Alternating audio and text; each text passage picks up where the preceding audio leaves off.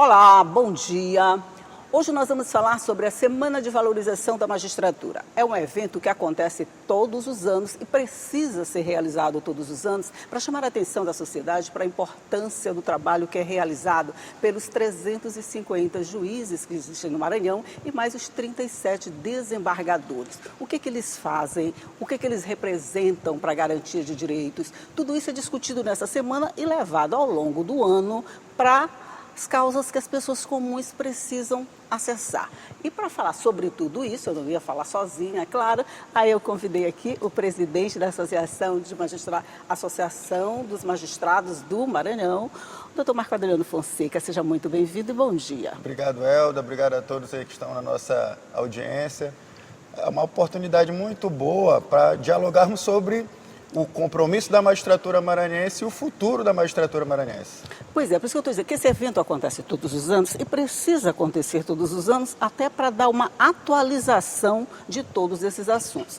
A valorização, o direito às prerrogativas, o compromisso com a sociedade, essa coisa toda. De que forma isso é discutido dentro dessa semana, doutor? Perfeitamente. A magistratura maranhense, nós somos membros do Poder Judiciário. É o único poder no qual os seus membros são escolhidos pelo critério de investidura por concurso público. Então, por exemplo, eu sou magistrado há aproximadamente 17 anos, fui aprovado no concurso de 2009, passei em primeiro lugar aqui no meu próprio estado. Então, percorri as comarcas de Bacuri, Pedreiras e estou juiz aqui na comarca de São Luís.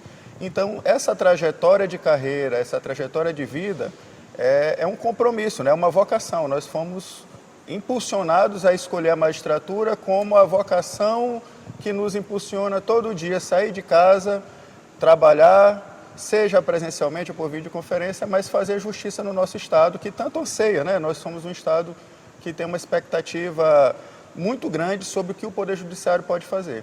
Então, esse é o nosso compromisso e é nessa perspectiva que os nossos 450 associados da AMA, incluindo quem está na ativa, porque eu falei 350 juízes, mas são 450 contando com os aposentados. Justamente, isso, a AMA tem 55 anos de fundação, então nessa perspectiva nós temos aí aproximadamente 70, 80 aposentados associados da nossa casa, Então, esse público é um público que fez as balizas, a estrutura da magistratura ao longo dos tempos, Então, para que hoje nós possamos aí estar caminhando nesse chão pavimentado e estruturando aquilo que nosso cidadão precisa no dia a dia. Pois é, você falou um ponto muito importante. Assim, eu passei num concurso. Todos os juízes precisam, para ocupar esse lugar, passar num concurso. Ótimo. Depois de passar no concurso, ele vai subindo degrau a degrau. Não tem esse, eu fui indicado por fulano, eu entrei porque fulano me indicou, não. Tem o concurso público. Pronto. Justamente. E na minha perspectiva, e também na compreensão de todos aqueles que compõem o judiciário brasileiro, somos 18 mil juízes no Brasil, o piso, a magistratura inicial, o piso dessa superestrutura, ele é composto por magistradas e magistrados que ingressaram por concurso público. Então, nós temos os melhores quadros. Eu não tenho dúvida que a magistratura maranhense ela é composta pelos melhores profissionais do direito, vocacionados para a carreira, que sabem quando entram na carreira, sabem quanto vão ganhar e sabem quais são os desafios que os aguardam, Então, ir para uma comarca de entrância inicial, uma comarca menor, como Bacuri, como Dom Pedro, no centro do estado, como Alto Parnaíba, 1.200 quilômetros daqui. Então, são os desafios Deixa a família que a carreira... aqui, vai para lá. Justamente. Então, ele vai ter o desafio de trabalhar e conciliar a sua relação pessoal, familiar, Então, são mulheres que muitas vezes, já que o concurso é um programa de seleção muito qualificado, muitos fazem um projeto de vida de entrar na magistratura. Então, a sociedade maranhense precisa saber, essa juíza, esse juiz, ele é vocacionado, ele está ali aguardando os processos que chegam, apreciando esses processos com a devida acuidade, com devida atenção, prolatando aí sentenças, decisões, realizando audiências, desde as mais simples, Elda, como uma audiência de guarda, uma audiência de alimentos, como os casos mais complexos. Mas, acima de tudo, toda decisão judicial, e nós somos convictos disso, que toda decisão judicial ela repercute na vida de alguém, seja atendendo o interesse dela ali, garantindo uma assistência de saúde, seja também atendendo, atingindo interesses econômicos, como, por exemplo, essa discussão sobre o Discord, né? Então, foi uma ordem judicial que determinou a suspensão daqueles tipos de condutas inadequadas que estavam expondo crianças aí a uma série de violências, É interessante, vai desde assuntos bem corriqueiros, como você falou, pensão alimentícia, essa coisa toda que a gente está acostumado no dia a dia, até coisas que a gente nunca tinha ouvido falar. O Discord, muita gente nem sabia nem que existia essa plataforma, né? Quer dizer, a gente saber da forma mais grave possível depois que acontece uma morte, e sabe-se lá quantas aconteceram sem que a gente soubesse, Justamente, né? Então daí a importância da magistratura, né? É aquele trabalho silencioso, porque nós não fazemos a propaganda do nosso serviço, e aí a importância de a gente estar aqui no meio de comunicação, falar com os jornalistas, falar com os comunicadores, quem é o formador de opinião, porque você, Elda, tem uma respeitabilidade à opinião que você fala. E a magistratura, a nossa respeitabilidade está onde, Elda? Está na caneta. Que toma, né? Na decisão. Então, a nossa decisão é uma decisão que impõe a aplicação do direito no caso concreto. Muitas vezes nós somos benquistos, né? Somos aplaudidos. Sim, mas algumas decisões nossas também repercutem numa discussão, ainda mais num país polarizado, em pleno ano eleitoral, né? Ano eleitoral, ótimo. Ano eleitoral é um ano difícil de trabalhar, doutor? Para mim, era o ano que eu mais gostava de trabalhar. Oh, gente! Assim, eu sou um entusiasta da democracia e os magistrados e magistradas maranhenses, nós somos os guardiães, né? Os guardiões dessa democracia, já que o processo eleitoral todo ele é conduzido por um poder, que é o Poder Judiciário, que é independente dos demais poderes, e aí isso permite que o Poder Executivo, aqueles que pretendem ingressar no Poder Executivo, possam percorrer suas campanhas adequadamente. Estamos aí no período de propaganda eleitoral, né, iniciando esse processo, como também os membros do Legislativo. Eles vão ter a segurança de que um ente imparcial, um ente independente, composto por juízes que ingressaram por concurso, por membros dos tribunais regionais eleitorais, que são os juízes mais experientes, que vão ali ter o seu trabalho somado com membros da advocacia, né, que são os juristas, para analisar essas questões do processo eleitoral. Então, o Brasil, ao meu ver, é o país que tem a melhor estrutura para a condução do processo eleitoral, porque ele é conduzido pela Justiça Eleitoral. Apesar disso, lá vai eu fazendo papel do contra, claro, né? Apesar disso, a gente reclama assim, por exemplo, tem o ano eleitoral, 2026 é um ano eleitoral. A gente sabe que vão acontecer muitas irregularidades, muitas irregularidades que a gente aqui de fora quase nem toma conhecimento, mas que vocês acabam tomando, mas que as decisões, de alguma forma, elas vêm tão tarde que às vezes vamos dizer, o que errou já até terminou o mandato dele e não sofreu nenhuma punição por conta do erro que cometeu. Nesses casos, a sociedade pode reclamar? Agora a resposta vai me dar no próximo bloco, porque nós vamos fazer só um intervalinho, é rapidinho, e a gente volta já já para continuar conversando.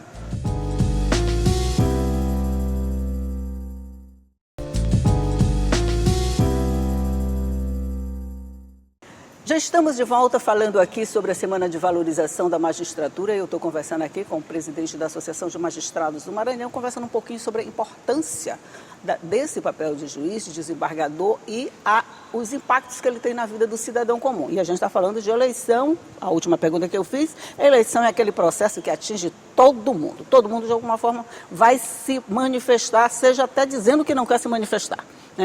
Mas eu falei com relação a essas decisões que são tomadas, que elas vão se estendendo e recorre aqui, recorre ali, recorre aqui. Aí, o cidadão comum fica pensando assim, será que vale a pena a gente fazer essa denúncia? Será que vale a pena ter essa fiscalização? Constatar que está errado, mas que não há punição? Isso aí é talvez o maior desafio, né, da contemporaneidade. Veja como é dinâmica a justiça, né, o desafio da justiça eleitoral. Vamos imaginar aqui uma propaganda eleitoral, não somente na televisão, né? Na minha geração, quando eu era adolescente, eu acompanhava a propaganda ali na TV, na rádio, né? Um grande alcance, a gente ficava ali imaginando a criatividade dos marqueteiros. Hoje, você usa no seu celular, numa inteligência artificial, tu cria uma figurinha e lá na figurinha está dizendo, ó, fulano de tal, ele é corrupto. E aí, isso num grupo de WhatsApp lá de Alto Parnaíba. Então, como dinamizar para evitar que essa fake news, essa desinformação, essa ofensa, esse crime eleitoral, né, seja repelido rapidamente? Então, hoje tem aplicativos da Justiça Eleitoral, um deles é o Pardal, você faz a denúncia, cai na caixa lá do promotor de Justiça Eleitoral ou mesmo na caixa do TRE, é encaminhado para análise judicial. Então, o juiz ali rapidamente tem que dar uma decisão mandando retirar aquele conteúdo da internet. E aí, como comunicar, por exemplo, o Instagram, o Facebook, o Discord, né? Então, as plataformas, seguindo a nossa legislação, e aí a Justiça Eleitoral, o que é interessante, Helder, é que o TSE aprova as próprias resoluções, que é uma condensação ali, um resumo de quais são o que pode fazer e o que não pode fazer, né?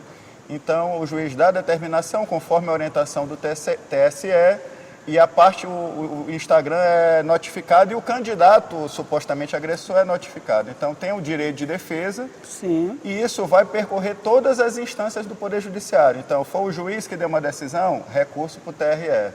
O TRE analisou e tem que analisar rápido, recurso para o TSE. E esses recursos, eles acabam não tendo, né, por conta do volume, você imagina aí, 5.300 municípios, 20, 30 mil candidatos para determinado cargo, né? Então, todos eles se ofendendo. Então, o que falta, na verdade, e aí a justiça ela é punida, ela é refém da sua missão, a justiça ela é taxada de lenta porque ela recebe uma imensidão, um volume imenso de processos, né?